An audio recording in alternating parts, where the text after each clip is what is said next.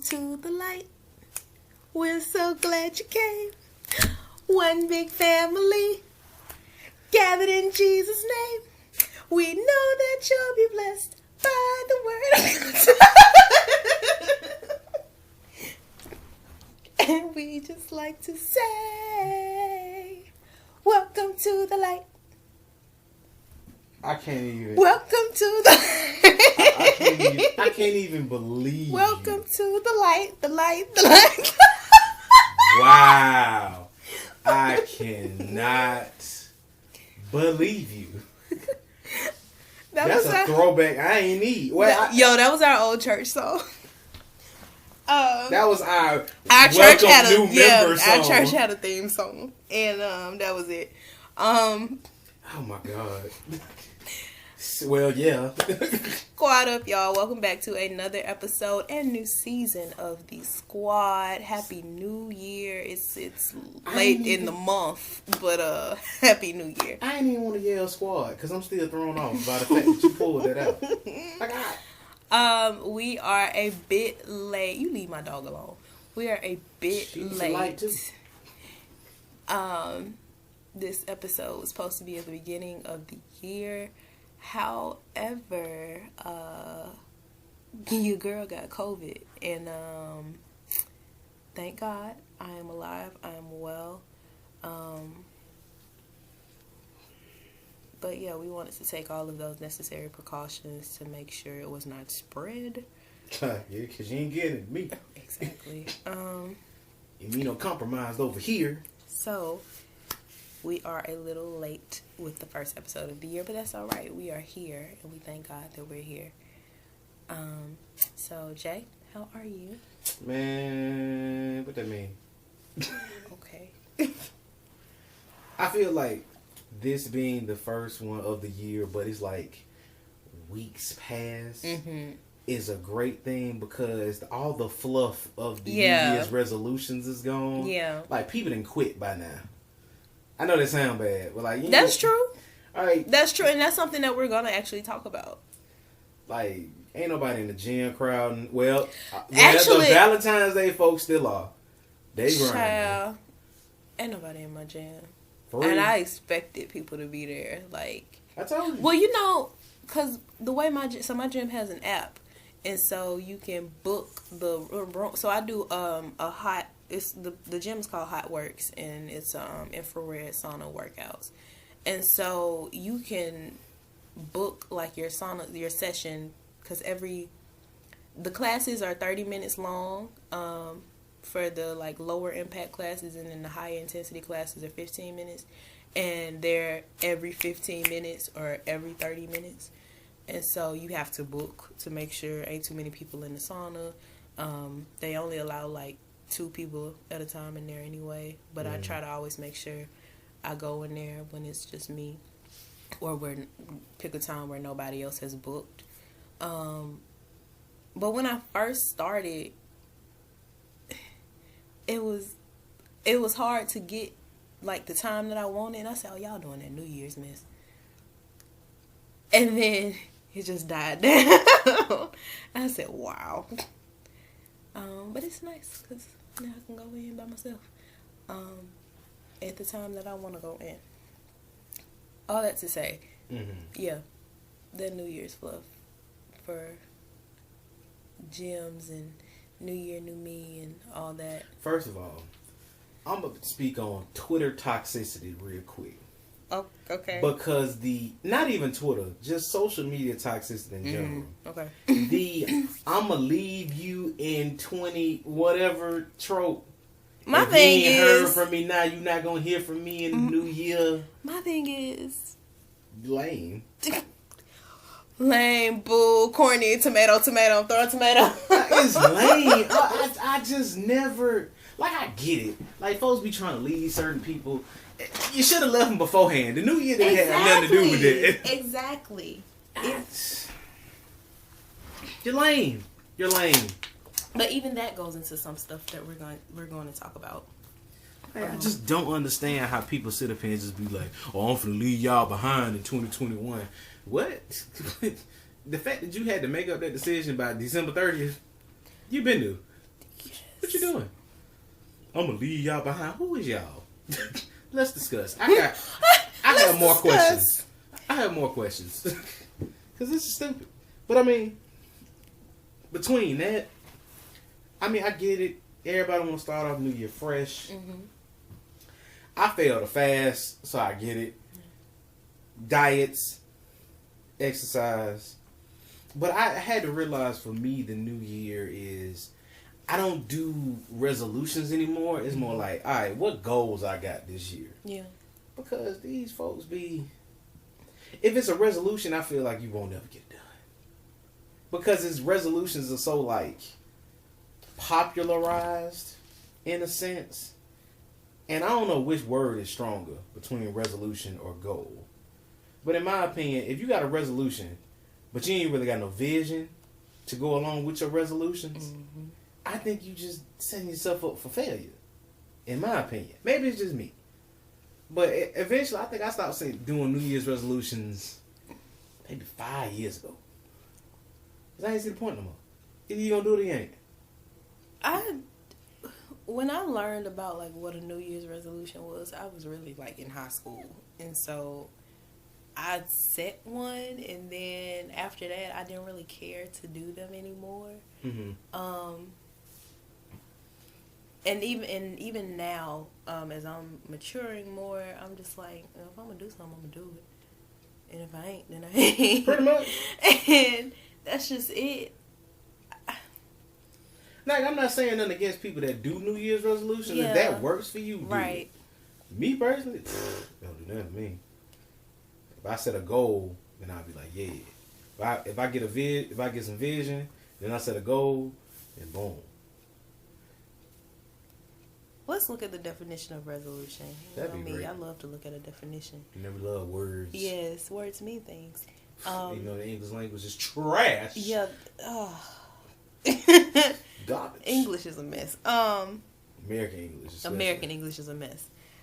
So there are a few definitions here. The first one is resolution is a noun. It is a firm decision to do or not to do something. Pause. Let me go back. A firm decision to do or not to do something. Now let's look at the definition of firm. I'm like, you got to break down. You got to break it down further. But keep going. So from there, it is a formal expression of opinion or intention agreed on by a legislative body or committee. That's if you're talking about law. Law resolutions. The quality of, so the second definition is the quality of being determined or resolute. Resolute. The third is the action, and this is the one that I actually like because it shows like what a resolution is actually supposed to be instead of. But we get in a habit of using words too freely for my liking. Too loose. And like resolution, I think about the definition of love. I have really stopped saying I love a thing because when I say I love something, I think about the scripture 1 Corinthians 13, 4-7 about, love is patient, love is kind. Mm-hmm. And I'm like, am I willing to be patient for it? Am I willing to be kind? Am I willing to, and that's going to determine, do I love it? And then when I sit with that, or do I love the person or whatever? When I sit with that, I be like, I don't love it. When I enjoy it. Once you really break that down, like from a relationship standpoint, if you don't mess with that person the way that scripture set up, you don't love them. You don't love them. Because, boy, the patient section, because there is going to be some things your partner does that's going to make you go, you're not all there. Something is missing. I don't know what ain't clicking for you in this particular thing, but you know what? I'm going to be patient enough for you to figure it out, and I'm going to support you through it. And I'm going to pray. And I'm going to pray I don't lose my mind in trying to help you figure it out. Because I literally just had this conversation yesterday. I was like, when you really love somebody, because in relationships, you're not going to get 100% out of anything anyway. Yeah. Friendships, romantic, family, nothing. Right. But in the romantic sense, if that person has certain things that other people would deem wrong with them. Mm-hmm. Like, for other people, it may be a deal breaker. Mm. For you, it's like, I can deal with that. That's your person. Yeah. If they got some stuff that make you go like, all right, I love all this about you, but this particular section, I don't like it, but I can deal with it. Right. And at least I can compromise in that area. Right. That's your person. Screw all the other stuff. Or at least if it's not your person, this person is for you in this season. Because I have learned there are seasons for people. That's true. And there's a season of singleness that a lot of people try to abort. Listen. That's a whole other conversation for something else. Enjoying my season of singleness. Hey, do it. It's an opportunity. But anyway, learning time. So, yeah, the third definition of resolution is the action of solving a problem, dispute, or contentious matter. This is what a resolution is really supposed to be. You're solving a problem. You're not saying something just to say, oh, I'm going to do this, and then you do it for a week and then you put it down. You're solving your actual You're problem. actually solving the problem. And what that means is you're being consistent about it. Because the consistency is what's going to get to the root.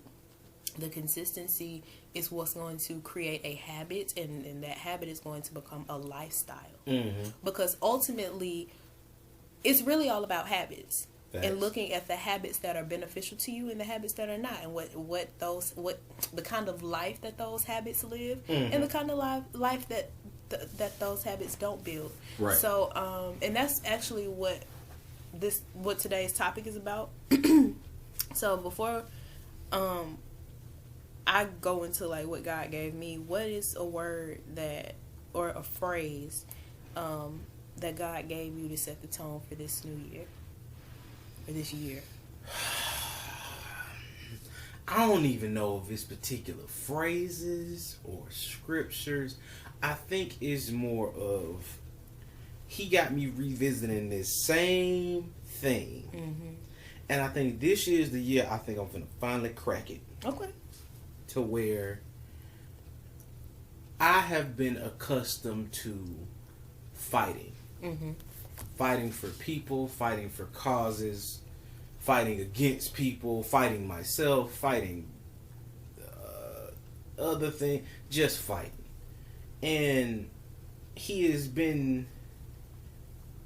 Last year was the start of it, but I think this year is me actually working on it. Of him teaching me, like, literally, give it to him.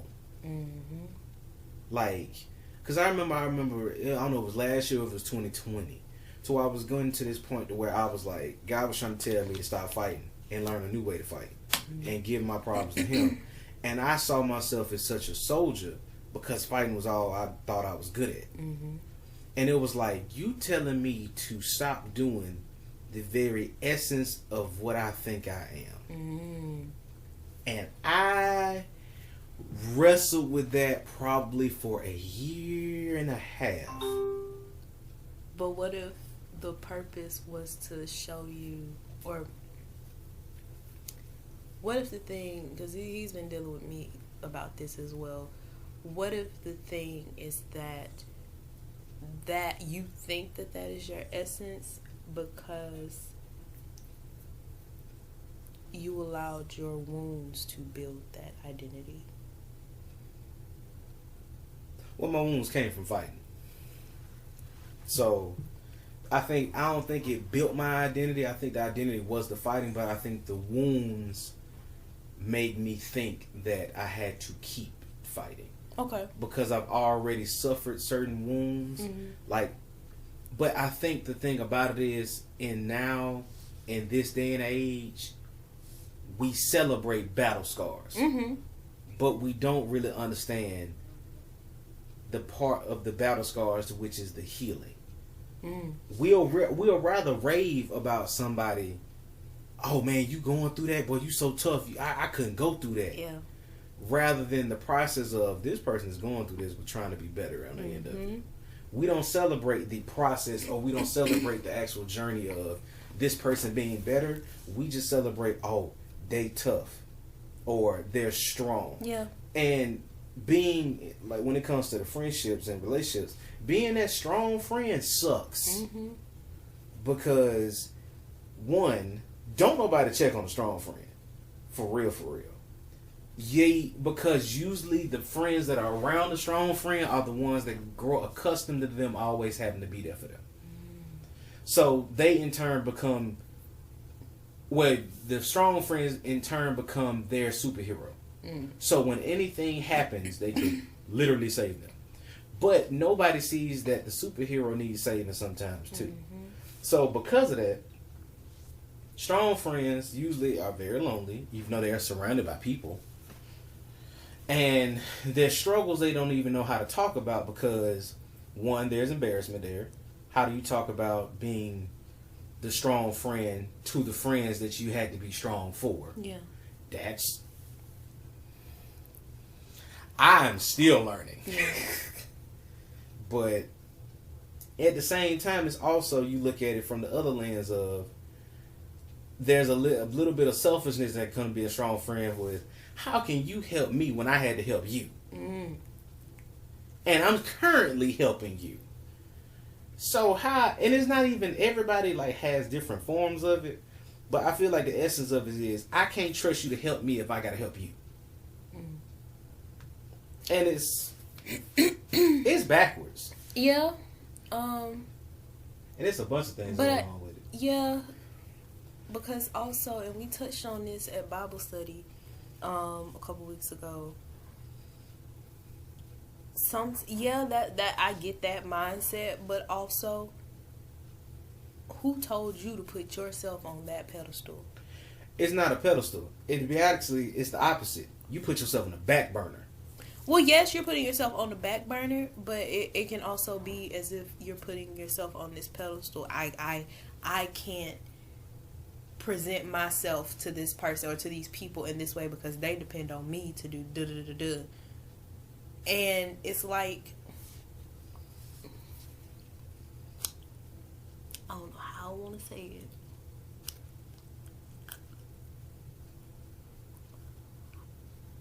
You know what, we're just going to leave it at it's like you're putting yourself on the pedestal because I don't really know how to say what I want to say without it coming out as messed up. It's honest. Because I don't see it that way.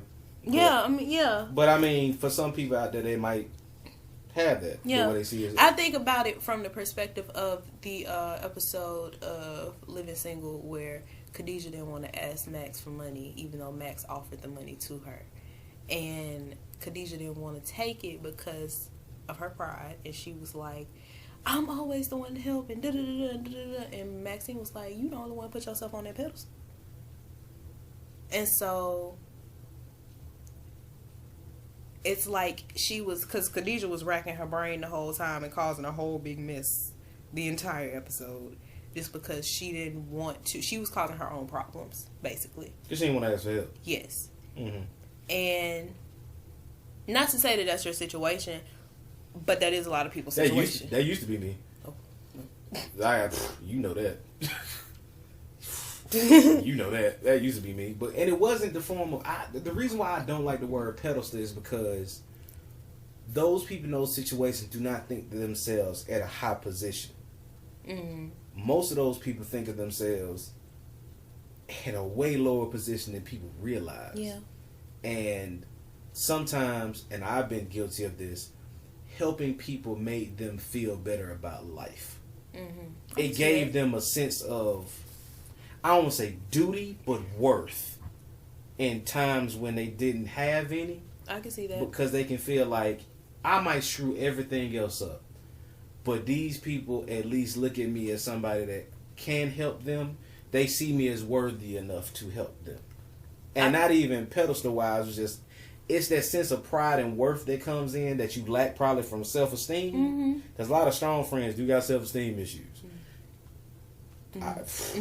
Very much so. I grew up with them. But they get to a point to where you just, once that strong friend hit that cracking point, because eventually you're going to crack. The bottle going to pop. Whatever metaphor you like to use. And I remember me and my friend Michael was talking about it. I was in New Orleans 2020. I'll never forget. It was September. And we were talking about, this is me. Every time I go to New Orleans, I always have a spiritual situation. I don't know what it is, but every time I go, me and God have a talk. Mm-hmm. Which is funny considering some of the things that is in New Orleans. That may be why. But it's always that I have a random time to where I literally walk around the city or certain neighborhoods. Look like I belong there. Because I ain't one of them people that... I'm not a tourist when I go to places. Mm-hmm. And there's a particular area on a street. It's a business building. It's like a whole bunch of stone steps that lead up to a door. Mm-hmm. And I always end up sitting up there every time. And I was having this talk with my friend Micah, and we were talking about pouring from an empty glass. Okay. But the essence of it, people always say, you know, you're not supposed to pour from an empty glass. Mm-hmm. You're supposed to pour from a glass that's full. That's the metaphor. Right. But I told him, I was like, Micah, but the one thing that people don't talk about is, what if your glass is cracked? Mm-hmm. And you don't know that the water you're pouring in is leaking out everywhere. Mm. And the thing about it is, when you have a glass that's cracked, eventually water leaks out and water is surrounding the glass if it's on the table. That's true. So that means everything around you is still getting the water. Mm. So you see things growing around you. Certain people are getting help because they're around you. Different things like that. So you think to yourself that you're actually pouring into people. No, they're just receiving the reciprocal of the water that has leaked out of you. Not because you contained any of it to pour. And the thing about it is, once you notice that you're cracked, most people's mindset is patch it. Mm-hmm. Put some tape on it or glue or whatever it is. But even then, eventually... No, my guy, you need a new glass. But the thing about it is, not just need new glass, you need to take it back to the glass maker. Facts. But because you think you still getting poured into, and you are, mm-hmm. but you're not retaining anything. It's just leaking out everywhere. Mm-hmm. And it will make somebody feel like they are actually doing something, but it's the people that I'm doing a whole lot, but I'm empty inside. Yeesh. Like, I'm getting stuff. I might be going to church, getting sermons, getting poured into. And I'm passing it out to everybody around me. Like, this is even the podcast. I'm guilty of it. Mm-hmm. But in the same time, I'm empty. Mm. God been pouring, but I haven't healed my cracks. Mm-hmm. So because of that, ain't nothing happening.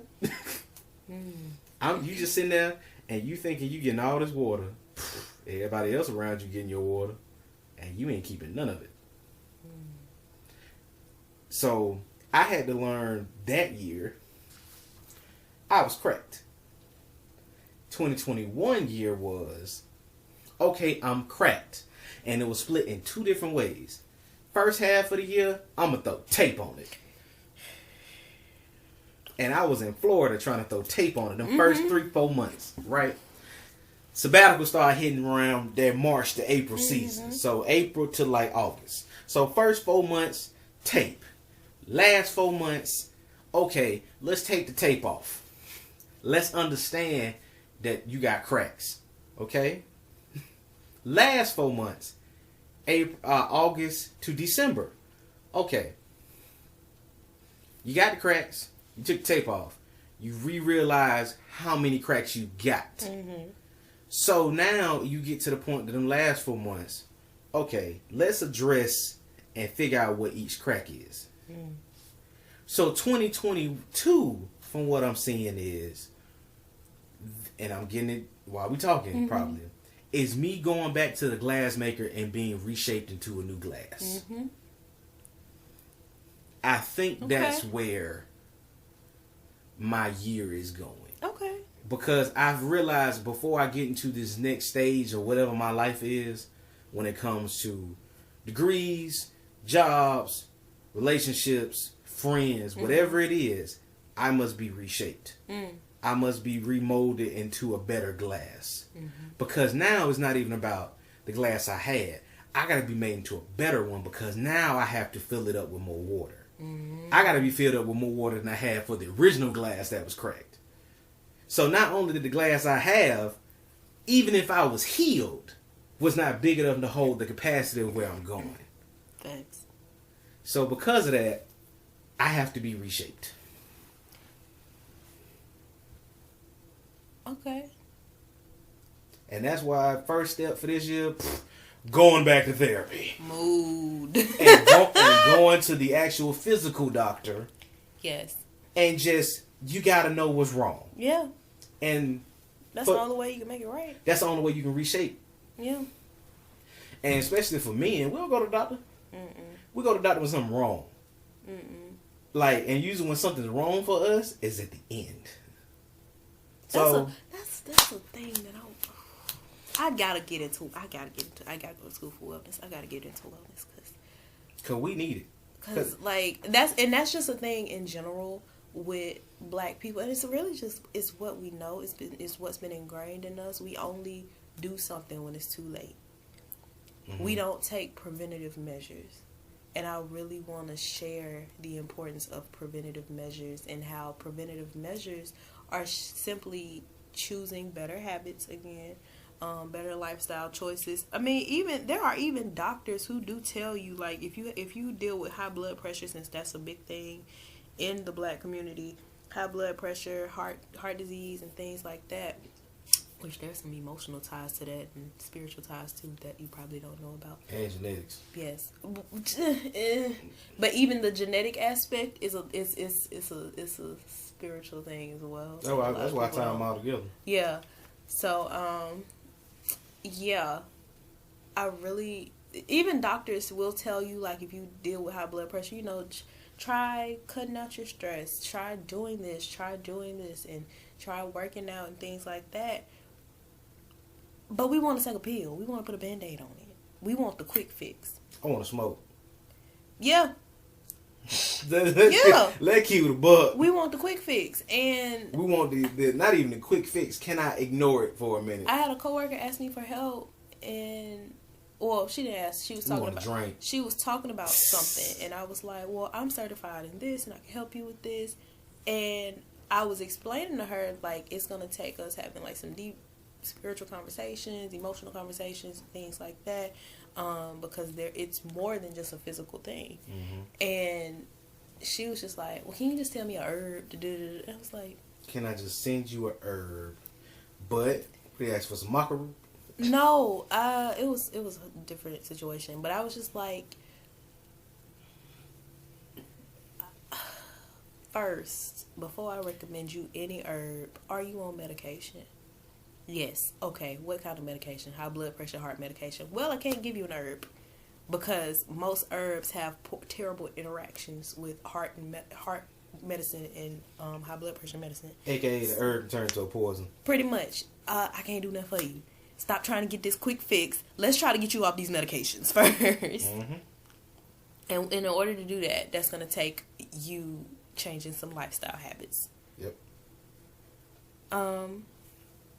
But yeah, that's something that's for as far as my word is concerned, or my phrase that God has given me, that's really something that He placed on my heart for this year, and just understanding my life from this moment on, and just being able to share it with people as well.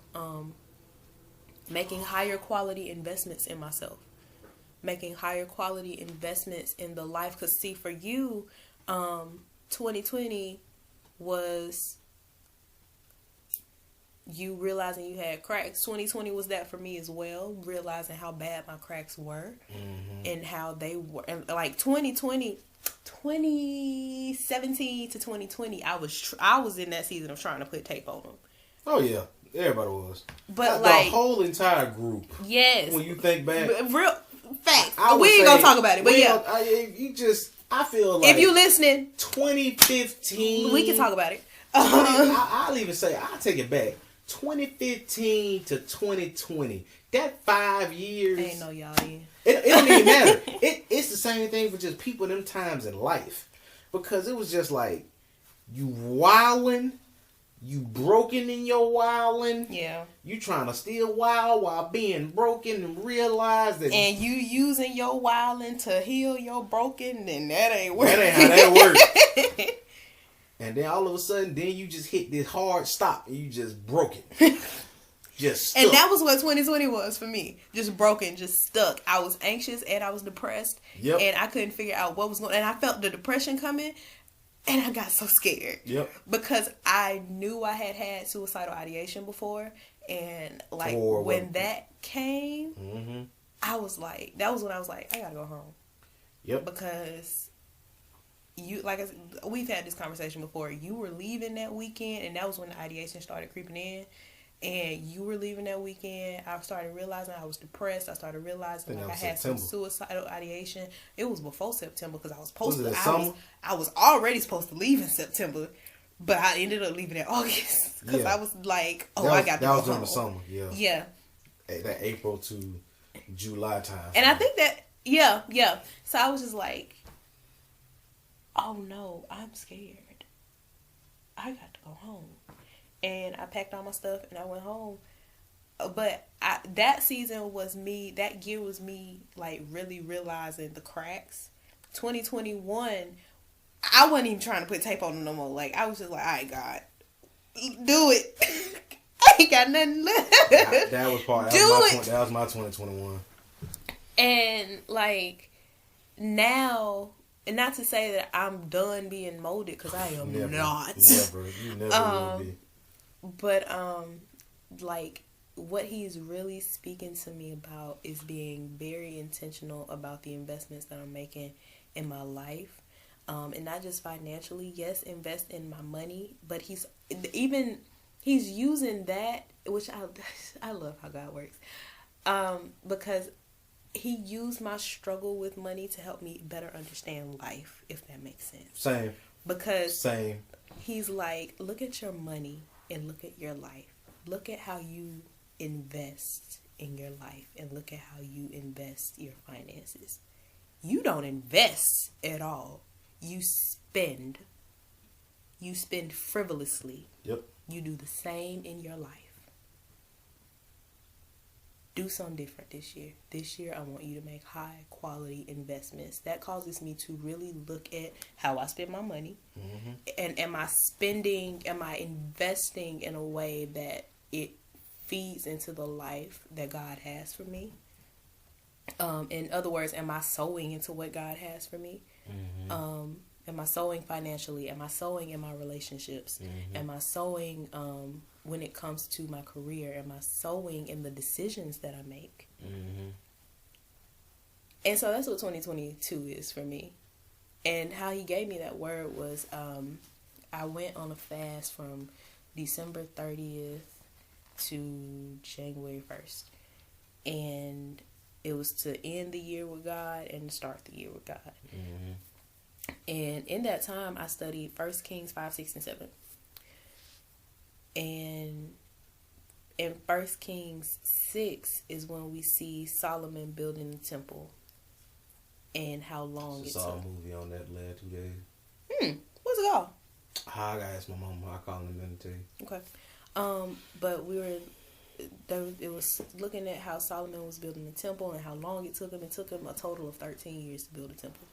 Or to build everything that he was doing, because it took 7 years to build the temple and then another 6 to build his palace. And with that, God was like, it's going to take time, particularly because it's a space that had to be deconstructed. Mm-hmm. And so now that everything has been deconstructed, now we're going to work on building, but that building is going to take time because now you are building in many levels. You're building the life, but you're also building a new mindset. You're building just a new way of doing things overall. And so in that reshaping, it's going to take time. It's not going to happen overnight. It took you 20 plus years to get to that broken place. Imagine how long it's going to take you to get to what I got for you. Mm-hmm. And not to say, like, honestly, if we're not careful, we will hold ourselves back and we will delay our own stuff. Because it's not to say that God can't do it in a short amount of time, because he absolutely can. He's God. He can do anything. Mm-hmm. But at this point, faith without works is dead. And so if God is saying, you know, I have this for you, the only thing standing between it and you, or it and now, is you. And is you giving into the enemy? Are you going to give into the enemy? Are you going to give into what he places in front of you? And to avoid that, are you going to invest in spending time with me or not? So let me get into my notes, because these are some things that I wanted to just share.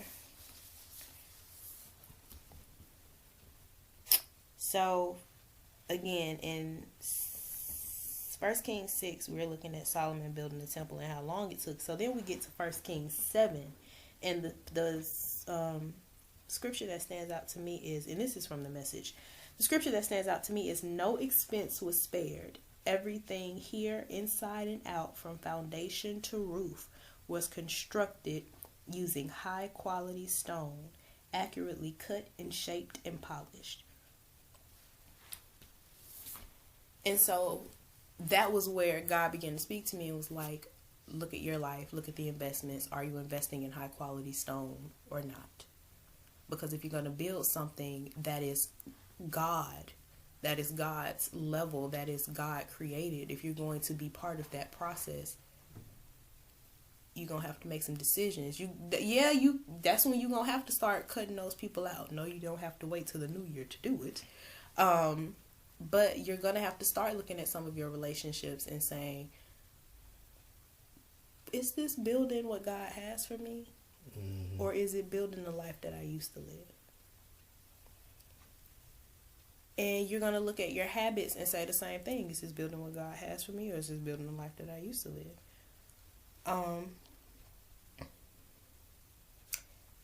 And so what it began to speak to me about was how spiritual warfare doesn't always come from the outside, but the inside. Most times it's the enemy manipulating certain situations that, without self-awareness, will allow him to use you as a weapon against yourself. Mm-hmm. And in turn against God's plan. Case in point, for me, it looks like poor spending habits, and not just financially, but in every area. I talked about that. And I didn't realize it until God gave me this word about making investments in higher quality material. Because when I asked him what he meant, what I began to think about was what I had already invested in and the quality that it did and did not produce. I thought about the habits I invested in, the relationships, the thought processes, the behaviors, and then I had to look at what had been built from those materials and its quality. If we acknowledge our lives as temples to God, but it's built with material that is not of high quality because we're scared that we can't afford the risk, we've lost more than the investment already, because the foundation of what we built was not faith, but fear and hurt and shame and whatever else led you to investing in the current or past material that built your life. So if we dig a bit into how we get started in investing in higher quality material, first things first, our faith. We have to invest more time and effort into our relationships with God so that we can hear him clearly, so that we can then be able to properly be led in our lives, and he can reveal to us the high quality material that he wants us to invest in the first place. Mm-hmm. So next we have to invest in our time, or make smarter investments with our time. I think about tithing and how a lot of people, like, when they hear tithing, they automatically assume money. Tithing for me goes beyond that. It's tithing my time. So I've been blessed with this time. I've been blessed with another day. Why not give some of my day to God? Give the first part of my day to God. I like to spend time with God at night. Well, in the morning and sometimes at night. It's not every night because I be tired. But, yeah, we have to be more intentional about how we invest our time. So that means for me, sometimes I have to cut off the TV. I have to get off social media. I have to dive more into the Word. I have to get into some books to expand my mind, to help build my mind. And to help me learn to be able to manage certain things, because I'm an entrepreneur at heart, so I have to like really know what I'm doing. And I used to get very overwhelmed about it, because I was like, I don't know nothing about business. I don't know this. I don't know this. But then I began to realize, like, God is leading me through certain situations to be able to handle all of that. And He is presenting information to me. I just have to take the time to look at it. And study. And my biggest thing, even in college, was like study. Piss poor study habits. And I wouldn't invest my time. I wouldn't invest my time in it. I used to try to tell you we were going to go study and you did not want to read your books. But we have sessions at the house. I'm literally doing work and you'll be... Mind your business. Like, you'll start and they won't laugh. I'm finna go out. They usually randomly go outside and just go be in the grass. Mind your business. So anyway, What's my business? there is no gift or blessing like time. And with that in mind, we have to be intentional about how we are spending that time. Are we spending our time getting caught up in worldly things and other people's business? Or are we spending our time on focusing on the things of God and the things that are rooted in love and patience, compassion, and discipline? And then we have to invest in what it is that we are consuming. And that doesn't just mean food. The information we're consuming, the media we're consuming, the books we read, the music we listen to, the images we see on TV. I know there's just something appealing about watching a scary movie every now and then. For me, that's it.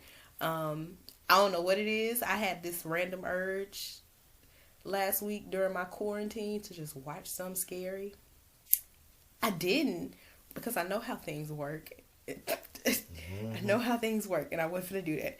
So I was just like, I'm not going to watch that. But I do get it. Because I enjoy American Horror Story. Every season. You did. I just watched the most recent season. It wasn't necessarily scary though. It was talking about the vampire season. Yeah, it was half and half. It was like vampire and then alien. Yeah, all right, bro. But yeah, I watched that. But I know I can't watch that as consistently as I used to. I can't, because there are just images that can be imprinted in my mind. And different things like that. And so I really do think about things from that perspective. Everybody doesn't think about stuff from that perspective, but I really do believe that there's value in that. But yeah, I also listen to, well, not no more, because different time.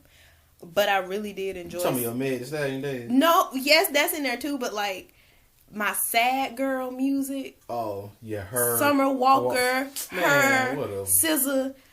Like, when I really listen to all that now, I'm just like, when you break down, yikes. When you break down certain songs and certain media that you used to like really partake in during certain seasons, and you go back and look at it, like, dang. Like, yo, there's a song called "I'm Not the One" by Tiamar. I don't know how to pronounce her name, but it's Teamarr. And Tia, like, it might be Tia or it might be T. Yeah, it might be Tiamar or Tiamar. I don't know.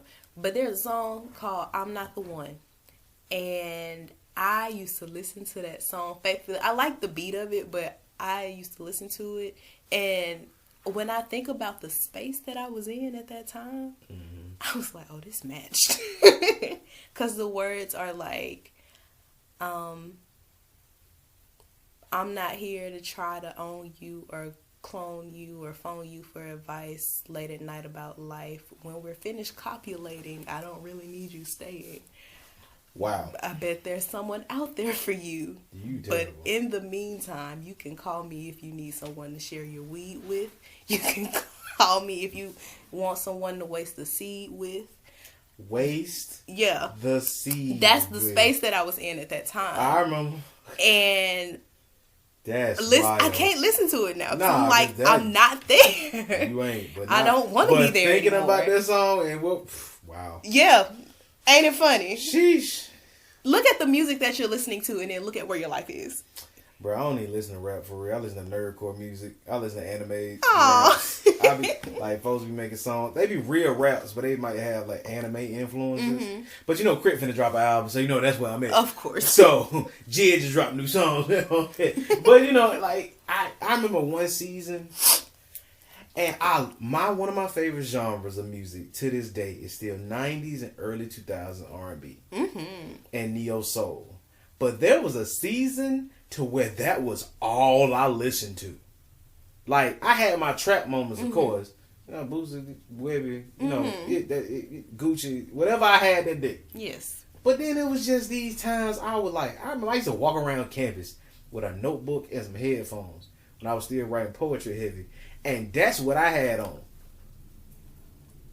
Like, it'd be nighttime.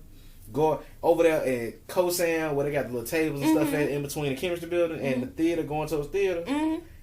That was my area in that grass where the lights were still lit. That was just a nice little area. It's a spot. Yes, it is. But I used to do that like my freshman year or my sophomore year. I used to walk out there almost every night. And then I go back and now I listen to the music now. Then I was like, you was a hopeless romantic heartbroken, wasn't it? Just down bad. Just one girl in your mind you wanted and she ignored you the whole time. Or at least she was aloof and didn't know she wanted you. Came back around full circle later on in life, but we're going to leave it alone. But I mean, but then when you go back and just revisit those times in your life to where you just like, it ain't it. But I don't know. I get it. Yeah.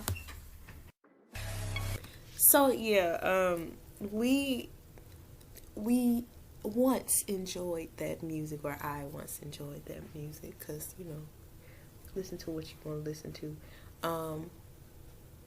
But for me, I once enjoyed certain music, certain things to watch on TV, but I realized that appeal is to my flesh and not my spirit. And honestly, God has gotten me to a place where I can't really listen to everything that I used to listen to, and everything that I used to watch. I can't watch it because it literally will make me sick, or it'll make me feel a little bit nauseous or feel kind of weird in my body. So you have physical reactions. Yeah, it's kind of weird. I was listening to I was listening to Meg Thee Stallion one day, because I was a very, very heavy Meg fan, and I was driving somewhere and one of her songs came on, and I started singing it, and then I was like, or rapping it, and I was like, I got a tickle in my throat. Pause. Alright.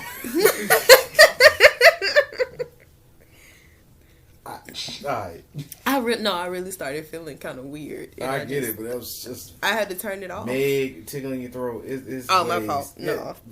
Just that combination.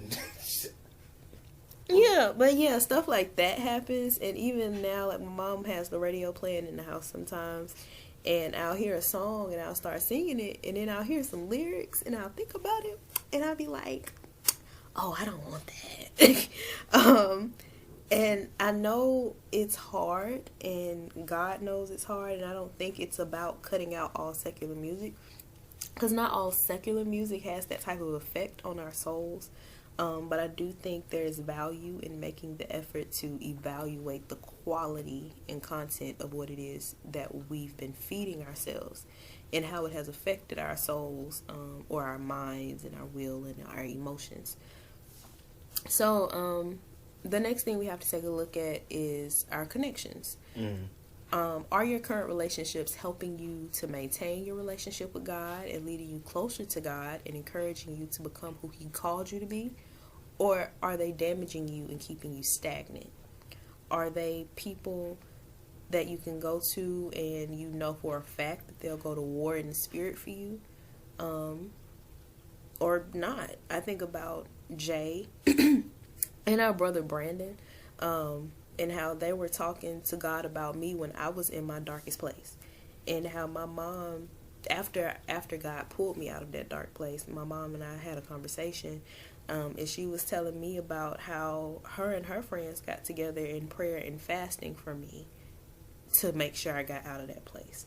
And those are the kinds of connections that I want in my life, because they're not only uplifting, but they demonstrate a level of care that goes far beyond the physical. That's why, like, for me, my highest, like, to some people, I know it's like, oh, you gonna pray for me? Oh, that's it. No, like, my highest level of telling you that I care about you is that I'm talking to God about your situation, because I know He gonna do everything. Facts. For, like, He gonna go in. And so, again, like, for the people who don't get it, or who don't understand, or who just aren't there, that's what I mean when I say, like, can I talk to God about you? Can I pray for you? Is it okay if I pray for you? Because what I'm really saying is, I love you so much that I really want to present your situation to my Father, because I know, like, He can help you out, or at least He can show me what I need to do as your friend, who I need to be to hold space for you as your friend. But yeah, that's the highest level of love for me. And so I want those kinds of connections in my life. And even then, God has been speaking to me about my influence in those connections, like, not just about the type of connections that I want, but who am I, as a friend, as a brother, as a sister, as a daughter, as a teacher. And I want to make sure that things are in a place where when you seek me for counsel, or when I seek my friends for counsel, they are sure to go to God about it first. And I'm sure to go to God about it first. And that we have an understanding that in our relationships, there's a level of influence and responsibility. And we're careful to approach our decisions in our relationships with Jesus at the center. And we'll talk more about that next week when we talk about spiritual warfare. Because I have been studying something that was very wild, particularly about Ahab and Jezebel. But yeah, we'll go into that next week. But until then, I do want y'all to ask yourselves, like, what kind of counsel are you receiving from those you're connected to? And then lastly, evaluate your behaviors. We talked about this, but to go more in detail, this one is big for me because God has really been pressing me about this one, because I was real quick to make the excuse, I'm still learning. And though that may be true, what is also true is that I've been learning for a year at this point. And out of laziness, anything that I don't put into practice is out of laziness, because it's just easier to let my flesh lead the way. And I don't want to be that way anymore. I want to be obedient to God because I love Him and I trust Him. And while we're on the subject, let's elaborate on what obedience actually means. It does not mean that God is trying to control you or anything like that, but rather it's an act of faith in what God says about us. For example, if God tells us that He created us to be disciplined, and that discipline is part of His plan for our lives coming to fruition the way that He intended, being obedient to that means, 1, I revere God and I respect Him and His leadership and wisdom. And 2, I value our relationship enough to say, I trust you, God. Now, it ain't going to be easy, and I'm going to need your help, but I'm going to put in the effort to obey what you said because I have faith in what you say about me. Right. So, that's just all I have for what God has been revealing to me, or what He has revealed to me about the year so far and how He wants me to operate in this year so far. And I really wanted to share that with y'all, with hopes that maybe it strikes something in you and helps you maybe see something. I just want to make sure I'm using what God gives me to be a blessing to other people. So, yeah. Do you have anything to add? Yeah, and it's more of like a practicality or how to practice it. I have deconstructed the year and this is my new method, and I don't know. I think that this will be very helpful for people when it comes to tackling a year. Mm-hmm. And follow me on how I'm going to do it. So there's 12 months in a year, right? Mm-hmm. Don't count January, don't count December. Okay, so 10. January is your month to where you assess. You take the entire month of January to assess, or either however time we got, because in a podcast, people going to listen to it whenever they listen to it. Cool. Yeah. But just use January to assess and just plan. Mm-hmm. So, you got to fast to assess, or in order to plan and things like that. Anything when it comes to your yearly goals, stuff like that, use January the entire month to do that. February through May, you do whatever you had set your mind to do through January. So instead of looking at it the whole year, you got a chunk. 3 months, yeah. So you got February, March, April, May. 4 months. 4 months. June is your mid-year evaluation. Mm-hmm. So then you look at them first 4 months you had. Look at your goals. Where you lined up with your goals you set in January. Where you're not. Different things like that. Mm-hmm. So you take June to do another assessment. Mm-hmm. July, you recalibrate. So you take the whole month of July to whatever you assess from June to recalibrate, fine-tune, tweak some stuff, change some stuff up, introduce some new goals if you got them, take some old ones out, maybe you need to increase some old goals in some particular capacities, whatever it is. Then you take August through November to attack whatever you use in recalibration. December is your end of the year assessment. That's when you reflect, you look over the year, because what people don't understand is December, the year is over with. Yes. Yes. And in my opinion, I use December as, well, I'm doing it this year. December is your year to assess the whole year, see if you got any loose ends from any of the goals you need to tie up. And also to start doing a little end of the year. Might want to do pre-planning in January if you want to. But give you that space to where just assess everything from the year. Start back over in January. Do the same thing. So technically you get 2 months out the year. Well, you get January. You get 4 months out the year actually. So a third of the year is planning, assessment, recalibrating, replanning. That's a whole third of the year. So, because that's January, that's June, July, that's December. Okay. So, really, your year in focus, you only got to worry about 2 halves. Yeah. First 4 months. And the next one. And the next 4 months.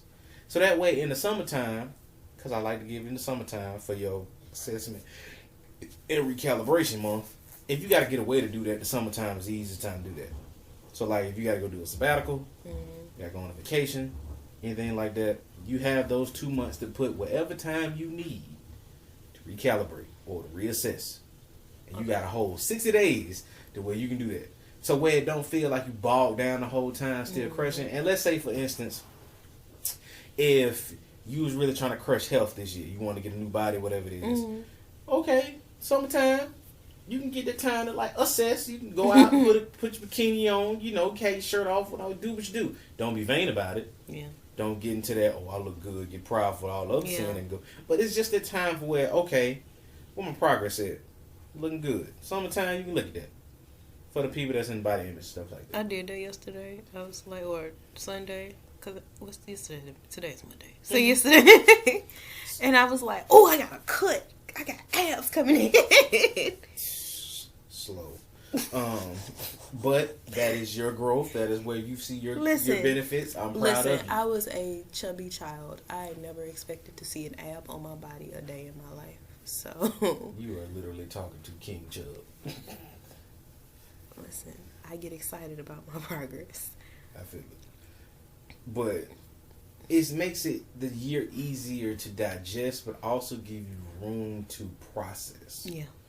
Because some people do goals at the beginning, you ain't doing them by like the summertime, you feel like you're a complete failure. You had this little section of depression that you go through because you ain't do what you're supposed to do. Then you trying to recoup up on it in the fall, and the wintertime come, you in seasonal depression, and all of a sudden, it's 2020. It's 2023.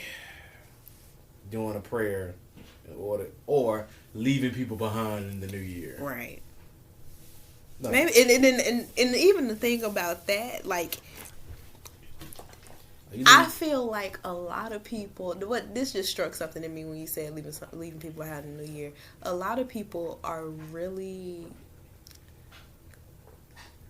so bogged down by that depression of not doing what they needed to do.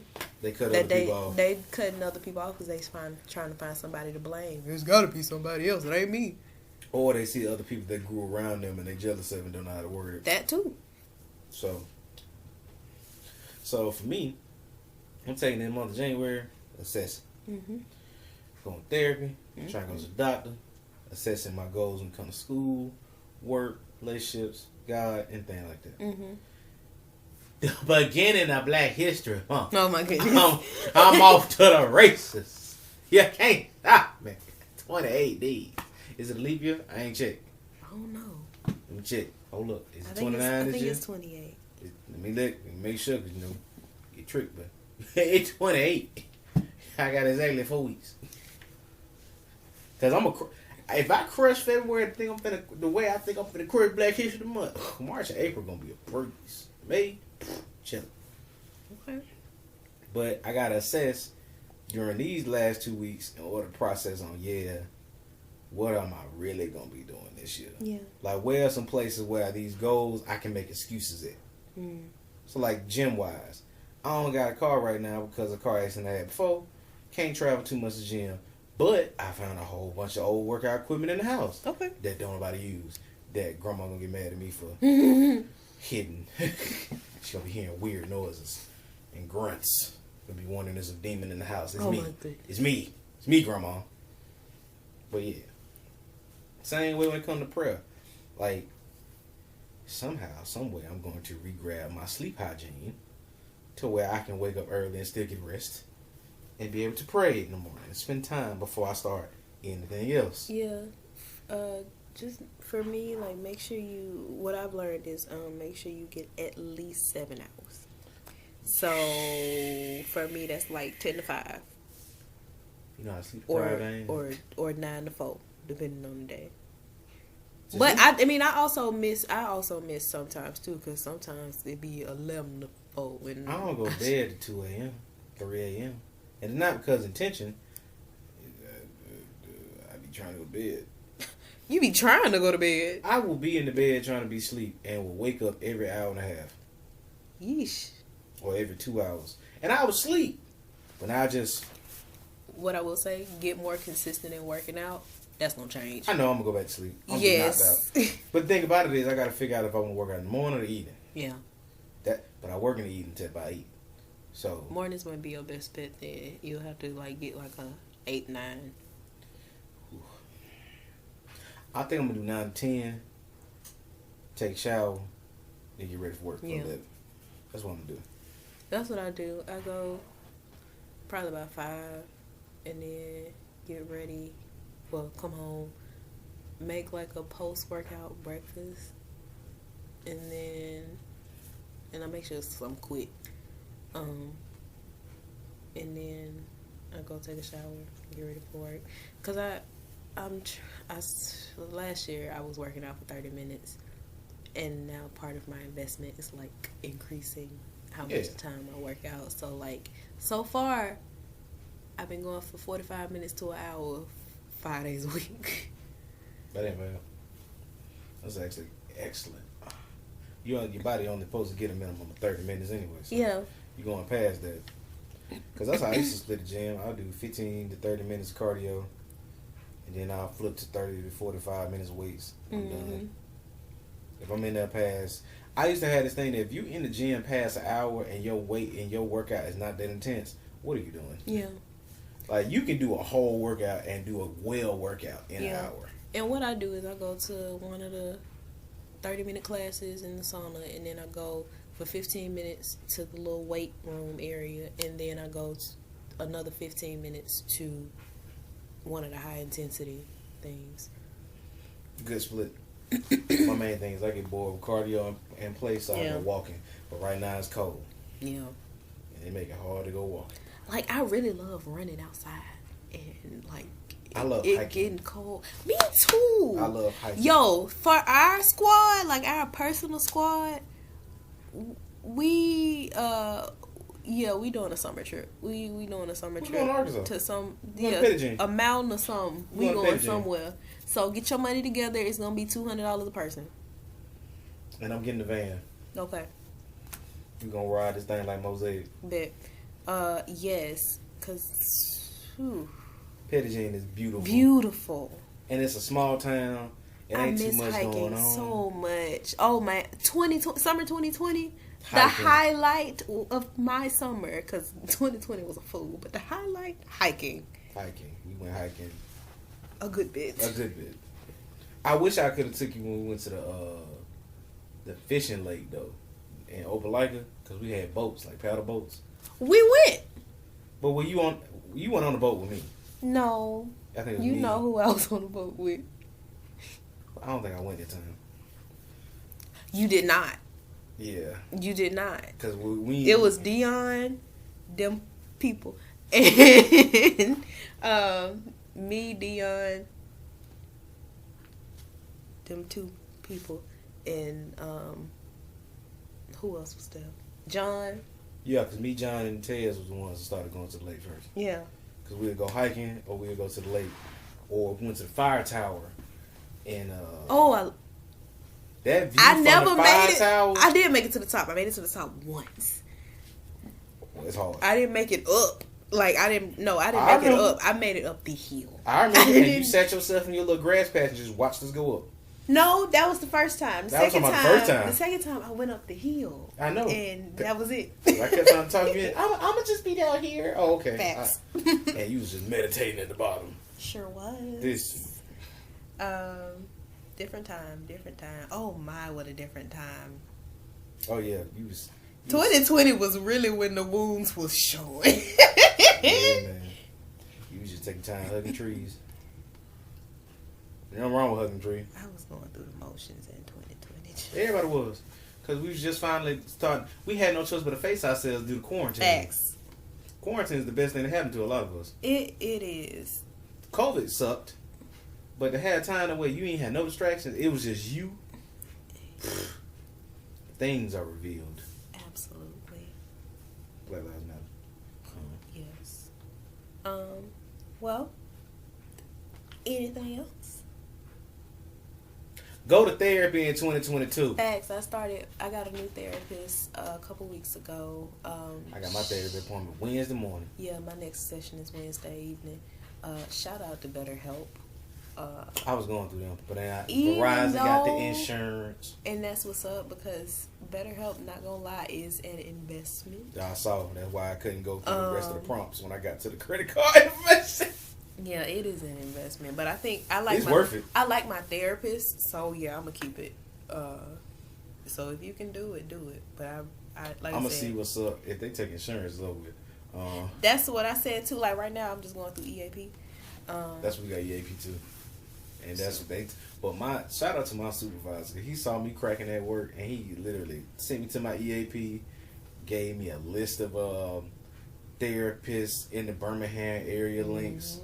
But then when I went through EAP, they asked me like, what type of therapy you looking for? I was like, Black and Christian.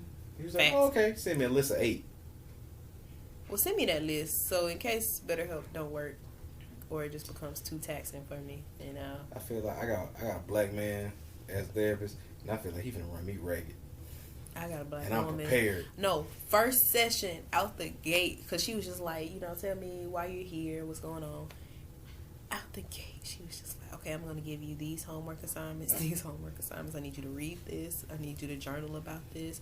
What I love about BetterHelp is they have a journal section. I saw. And this is not an ad or none of that. I really enjoy it. Hey, but BetterHelp if you're looking. I know. Come shout us out. We do try you. They have a journal section, and what I really enjoy about it is I can share my journalings with my therapist. Yeah.